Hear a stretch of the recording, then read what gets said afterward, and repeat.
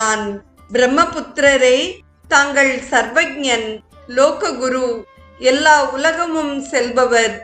தங்களை வணங்கி நிற்கும் எனக்கு அருள் புரியும். தாங்கள்தான் எனக்கு ஒரு நிச்சயம் கூற வேண்டும். எல்லா தேவர்களாலும் துதிக்கத்தக்க தேவர் யார்? யார் பரமபுருஷன்?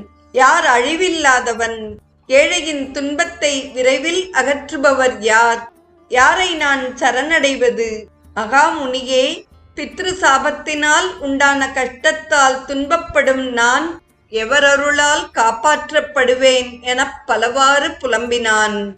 அதற்கு நாரதர் சாம்பனை நோக்கி பின்வருமாறு கூறினார். சாம்பனே, உலகை சுற்றி வரும் யான் ஒரு சமயம் சூரியலோகம் சென்றேன். எல்லா தேவகணங்களாலும் சூழப்பட்ட சூரியனை கண்டேன். கந்தர்வர், அப்சரஸ், ராட்சசர் ஆகிய அனைவரும் அவரை சுற்றி இருந்தனர். கந்தர்வர் கானம் செய்தனர். அப்சரஸ்